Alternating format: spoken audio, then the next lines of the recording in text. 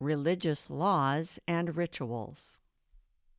In general, what purpose does ritual serve? The guide. Ritual does not serve any purpose. It is a symbol, a reminder, an invitation, so to speak, to think about the inner meaning. Try to look beyond the ritual for the deeper meaning. It is nothing but a signpost, a reminder. There are two categories of wrong human responses to ritual. There are those who keep following rituals in an imaginary sense of safety. They think that by following the ritual, they follow the sense behind it. This implies a laziness of thinking and a wishful thinking that with minimum effort, maximum effect can be had. Many people belong to this category, and not only those who belong to a religious denomination. There are subtler ways in which this can be done. People in the other category say that ritual means nothing, and to some extent they are right. But they have come to the wrong conclusion also because it does not occur to them that something wise, true, flexible, and alive may be behind the ritual. They would realize this if they were but willing to think of and consider such a possibility. However, they do not try, and so are incapable of thinking any more freely and independently than people of the other category.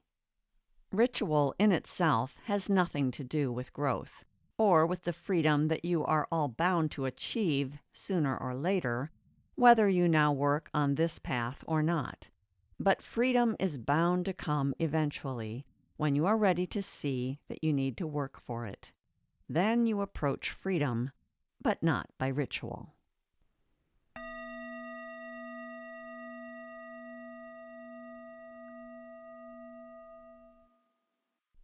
In the traditional scriptures of Judaism and Islam, the texts are specific regarding the consumption of fish, flesh, and fowl.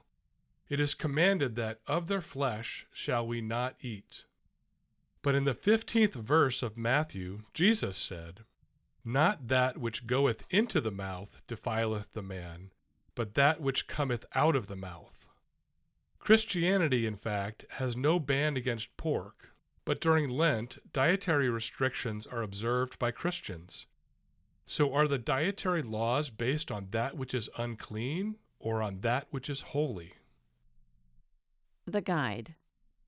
The dietary laws were given at a time when human beings' scientific and hygienic knowledge was so insufficient that such information was connected with religion.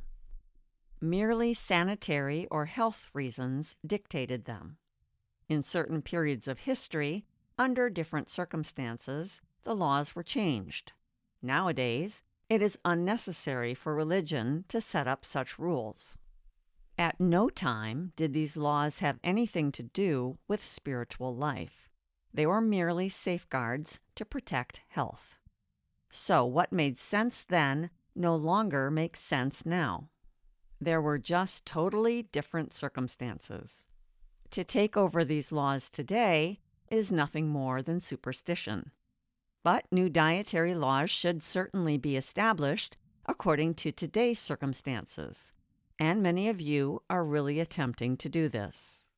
The spirit behind following dietary laws, or dietary common sense, is very different. In the former case, following a dietary law is done in an attitude of blindness, as if it were a magical means of attaining the grace of God. If humanity at this time still clings to them as a spiritual necessity, it shows a gross misunderstanding of what true spirituality is. It shows the superficial approach of humanity, people's disinclination to think. In the latter case, it is recognized that the personality carries the responsibility to maintain the body in the best possible condition. The desire for this springs from valuing life. Your science today may find certain conditions that make it necessary to observe certain laws as long as the specific conditions prevail. When the conditions change, the the laws will be eliminated. To persist in keeping them without any purpose or reason would be senseless. So then, what is the meaning of Lent and the counting of the days? The Guide.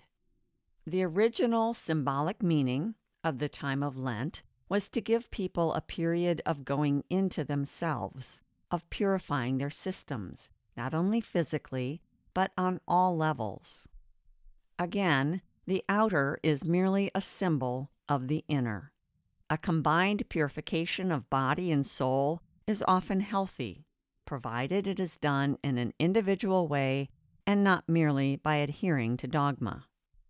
Under whatever guise dogma appears, it shows rigidity and lack of self-responsibility in thinking for oneself. Thus it becomes something dead. The living spirit has gone out of it. The original symbolic meaning was that of purification, contemplation, a time of looking within the self and preparing for a new influx, a new strength with which to reach out.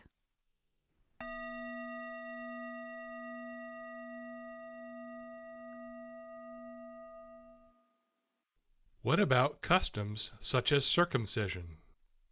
The Guide. It is not too difficult to differentiate between eternal laws that are relayed from generation to generation through tradition and laws that were meaningful at one time during specific circumstances but become totally obsolete at another period of history or have to be altered according to the changing of circumstances in the evolution of mankind. Let us now take this example and consider it in the light of using your own deep thinking, your inner knowledge, and all the wisdom that is contained within all human beings. This is indeed the process of autonomy, as opposed to blind adherence to tradition. Circumcision was introduced at a time when mankind was still at a very atavistic state. Blood sacrifice played a tremendous role all over the earth. Blood sacrifice assuaged the inner guilt for betraying God and the truth, and for giving in to lower self-temptations. When the ancient Jews, who worshipped God as one creator, were instructed by the Lord to no longer sacrifice human life, some modified blood sacrifice had to remain in order to cope with the overwhelming inner guilt of humanity. It is not true that this law had anything to do with health or hygiene. This was a very superficial rationale, for the true meaning could not have been understood. As humanity is maturing, this kind of guilt atonement no longer makes any sense. Today, man is sufficiently adult to face his guilts directly and deal with them realistically. Justified guilts must be restituted, and the attitudes that created them purified and transformed. Unjustified and displaced guilts need to be recognized for what they are and obliterated. Displaced suffering, in which the effect of the guilt, suffering, is not connected with the cause of it, justified guilt, is no longer necessary, appropriate, or desirable. As I pointed out in Pathwork Lecture number 246, tradition, its divine and distorted aspects, when people perpetuate customs that are no longer appropriate and that should be replaced by more meaningful procedures, it has a very undesirable effect on the psyches, the soul life, and the physical life of those who are involved. It truly stops the evolutionary harmonious flow.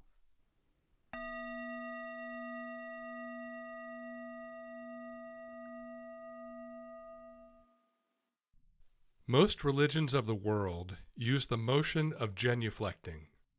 Many of them also use the two palms together. There are also the patterns created by the whirling dervishes. Do these movements have some inherent meaning? The Guide. All ritual had at one time a symbolic meaning behind it. Every single one of the rituals in practically all existing religions had a deep symbolic meaning. The problem arises only when the connection is lost and the ritual becomes mechanical. Then it is meaningless. It should then be discontinued because the lazy mind assumes that in the ritual itself, in the mechanical movement itself, lies a beneficial act, or religious or spiritual act, that by itself will create a new consciousness, which it cannot do. But if there is a meaning behind it, and if the meaning is truly understood, then it is a helpful thing, possibly, for some of these, at any rate, not all of them at this time any longer. Is it possible that these body positions bring about new connections in the body? For instance, if a person bows and puts his head below his heart, lowering his ego, is that position significant in some way? The guide. If the person, let us say, goes into a church in an attitude that truly expresses the feeling, there is a power beyond my little ego, a vast and infinite power of wisdom. This power exists within me, around me, in every particle of the universe. My little ego has a tendency to be arrogant, to intellectualize, to aggrandize itself. This is particularly true in this age of intellectualism and mechanization. And I let go of the will of this little ego and want to accept this greater wisdom and be open to it, regardless of how fearful or how prejudiced I am. Then such a movement will be meaningful. But you can take another person and go through the same kind of movement with a totally different attitude behind it. The attitude behind, without perhaps being articulate about it, is, I go through this ritual so that others see how religious I am and how good I am. And I make believe that I am a very religious and good person. Or, for example, it may be done in a spirit of a very sick, masochistic, fatalistic attitude of worshiping a kind of deity who takes over the responsibility of the self. With such attitudes, if they exist, the movement by itself will not do anything specific, unless you say any kind of movement is better than no movement. But then you may just as well go and have a course of gymnastics. But if it is combined with religious practices, it is a totally different thing if you have a kind of physical approach to your body and your soul, where you express your innermost feelings, as this group is doing now. That is not hypocritical. It is not a thing of make-believe. It is a direct approach to yourself, to whatever you are at this moment. And that is valid. The other is valid provided the spirit is good. But you can have people bowing and kneeling and making the sign of praying, and there is nothing behind it. And you can have someone else with whom it is meaningful, because it is an honest expression of a beautiful attitude behind.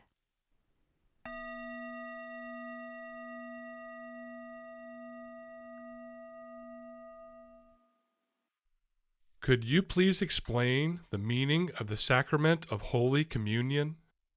Is it a ritual or is it more? The guide. It can be more, and it can be a ritual. Every ritual had originally a deep meaning, but most of the rituals, as practiced in the current existing religions, have lost contact with the meaning, and are, most of the time, performed in a perfunctory way as an empty ritual. Ritual in itself can be connected to the truth of the higher self, and all these rituals can have that. But rituals must change through the ages. What was a meaningful ritual at one period becomes empty because it has been repeated and repeated without the feeling and the thought and the understanding. Also, as the ages and the development and the conditions of mankind change, so must the rituals change, and so must the expressions of religions change. In the holding of the ritual, that in itself can be a life-defeating process. So the same inner content of the ritual reappears in a new age in a different outer form. But the imbibing of the Christ consciousness, which is the ritual of communion, the Christ feelings and the Christ life in the body, is an all-pervading, ever-existing spiritual reality that goes throughout the ages, and that is expressed in your time in new ways. So new and meaningful rituals must arise now, and do arise.